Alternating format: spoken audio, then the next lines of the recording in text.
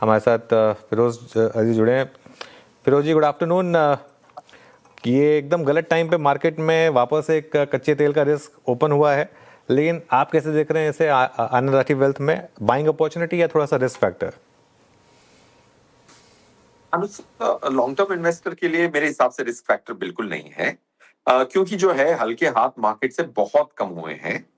Nifty के top to sectors जो 49% है, बैंकिंग आईटी ऑलमोस्ट, वो अपने ट्रफ वैल्यूएशंस पे है।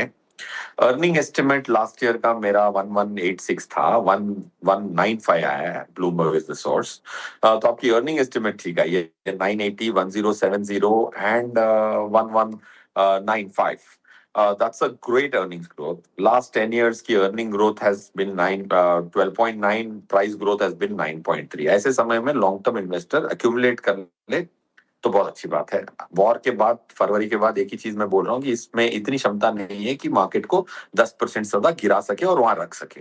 आई थिंक ऊपर वाले की दया से from 30th March that seems to have come true. 22331 was the level on 30th March, which was the last financial year closing.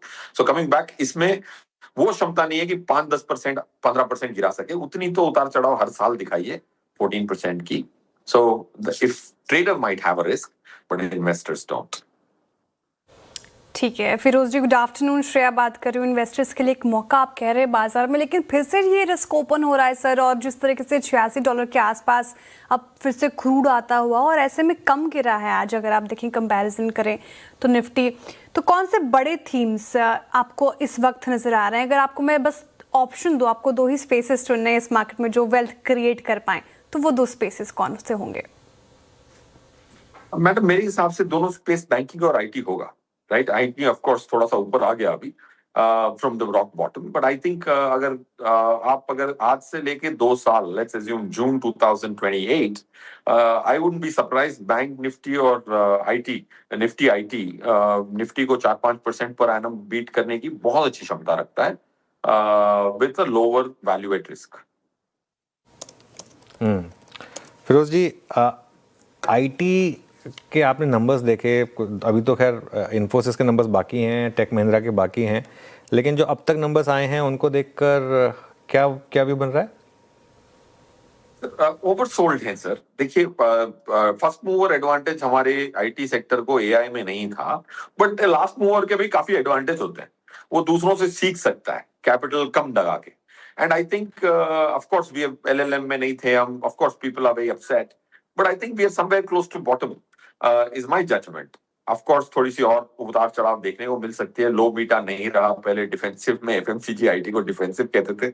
Beta last 1 year का beta 2.2 है निफ्टी का, आईटी का विजा Nifty, so it's now a high beta sector. तो इसीलिए मैं बहुत categorically कह रहा था कि 2 साल के टाइम फ्रेम्स में निफ्टी को 5% बीट करने की क्षमता रखता है। That's my judgment. So yes, वही ओपिनियन रहेगा। ऑफ कोर्स रिजल्ट्स खराब हैं, बट उम्मीद वही थी। ऑफ कोर्स जो लास्ट लैप होता है एग्जिट का, वो होता है, बट आई थिंक जैसे Korea has done underperform. तो जो टॉप स्टॉक्स निफ्टी के हैं, ऑफ कोर्स पहले टॉप 10 निफ्टी में 3 स्टॉक हुआ करते थे आईटी के, अब टॉप 20 में 4 हैं।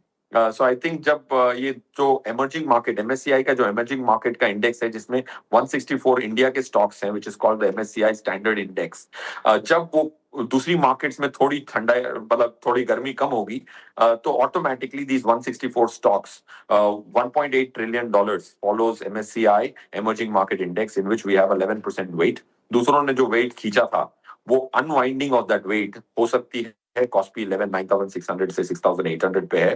सो unwinding of that weight will trigger the next wave of FII if at all. वो तो MSCI स्टैंडर्ड इंडेक्स पे नजर रखना, उसकी अगस्त की रिव्यू पे नजर रखना, जिसमें 164 स्टॉक्स हैं। बॉटम स्टॉक की फ्री फ्लोट 16,000 करोड़ है। टॉप स्टॉक्स में से बहुत पैसा गया है because other emerging markets have pulled out the wait.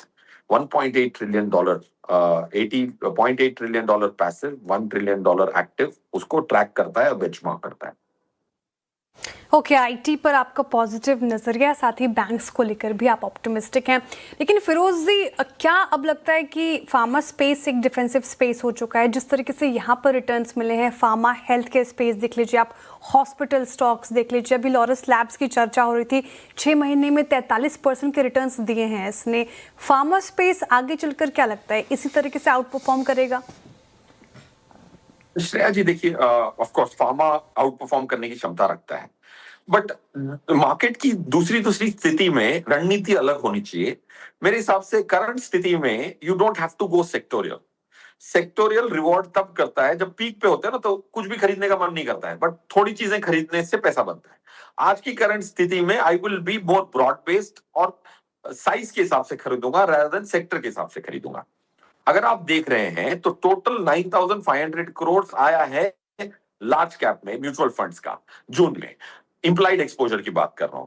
7,000 crore mid cap के 150 स्टॉक के लिए एलोकेट होके आया है और 6,800 स्मॉल कैप के लिए एलोकेट होके आया है। सो पॉइंट वन ये Shreya, of course I am marginally bullish on health care but not so bullish, point one. Point two, अगर मार्केट निफ्टी 26,500 पे आ जाए ना, तब मैं बोलूंगा कि मुझे सेक्टोरियल जाना पड़ेगा। ऐसे नहीं होगा कि मैं मिड कैप खरीद लूंगा, लार्ज कैप खरीद लूंगा, पैसे बना लूंगा। जब मार्केट 2 साल की करेक्शन कर चुकी है, मई में we have slipped into 2 years of negative, ऐसा जब भी हुआ है, अगले 3 साल की मीन रिटर्न निफ्टी की 21.2 है, मीडियन 20.6 है, वर्स्ट रिटर्न 4.1% है और मैक्सिमम रिटर्न 56% है। If 2 years Nifty has under performed, those are times where you buy the broader market as per size rather than sector. That's my judgment. आपको एक चीज और बता दूं कि क्या हुआ है कि अब जब हमने ये स्टडी की ना, 2 साल की रोलिंग रिटर्न देखी, तो जब भी ये ऐसा होता है तो कभी कैपिटल की लॉस ही नहीं होती है और 21% की मीडियन रिटर्न निफ्टी दे देता है 3 साल की कॉम्पाउंडेड।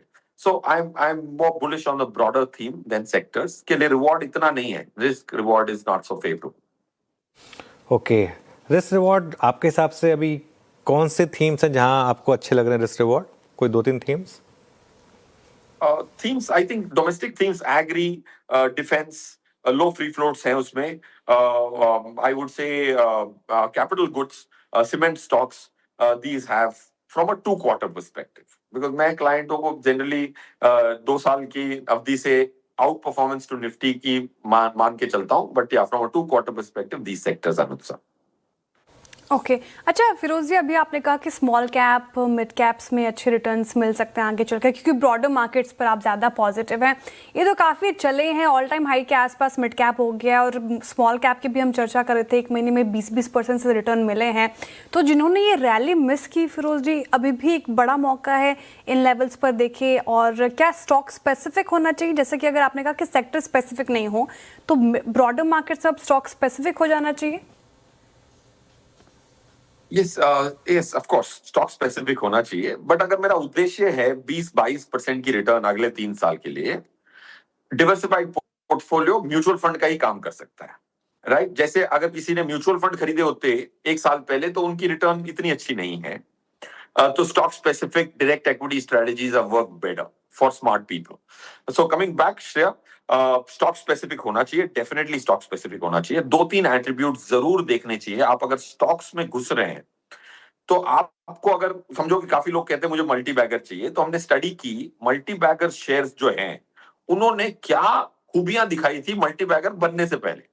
तो 3 खूबियां मैं बता देता हूं। वो this was common between stocks which turned out to become multiplier. उनकी बेस इफेक्ट छोटी थी। वो 20,000 करोड़ की कंपनी, 25,000 करोड़ की कंपनी नहीं थी मार्केट कैप की, 3,000 करोड़ की कंपनी, 2,000 करोड़ की कंपनी। अगर आपको मार्केट में मल्टी बैगर बनाना है तो you have to buy stocks with a base effect which is in your favour. That's one. Second, earnings की जो क्षमता है वो ज्यादा वॉलेटाइल नहीं होना चाहिए। एक स्टॉक बहुत अच्छा ग्रो किया है, बट 1 साल उसने 73% की ग्रोथ दिखाई, दूसरे साल उसने -20 की ग्रोथ दिखाई, पैट ग्रोथ, डी ग्रोथ दिखाई।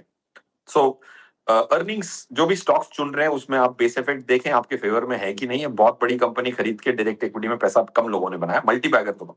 दूसरा, अर्निंग्स की जो पैट ग्रोथ है वो इतनी वॉलेटाइल नहीं होनी चाहिए। इसको आज एआई के माध्यम से आप कैलकुलेट कर सकते हैं। जैसे आनंद राठी वेल्थ एक लिस्टेड कंपनी है, तो 19 रिजल्ट मैंने दिए, मेरी स्टैंडर्ड डिविएशन ऑफ अर्निंग्स की उतार चढ़ाव की स्टैंडर्ड डिविएशन 4.6 4.8% है, ये हम मेजर करते हैं तो हर कंपनी की, निफ्टी की पूरी कंपनियों की मैंने देखी, आज एआई कर देगा। तो अर्निंग्स की जितनी वॉलेटिलिटी कम है उतना उसको मल्टी बैगर होने में ईज होता है। और तीसरा, उसमें बहुत सारी रिसर्च रिपोर्ट नहीं होनी चाहिए। अगर रिसर्च रिपोर्ट आ गई है 10 रिपोर्ट तो आप लास्ट है। You have to be under covered stock, overlook stocks. These are the 3 attributes you have to look for if you want a multi bagger. Interesting parameters बताए फिरोज जी, सबने नोट किया होगा। I hope कि how to identify multi bagger stocks in this kind of market. Thank you so much for joining us today और have a good evening. बहुत शुक्रिया आज वक्त देने के लिए।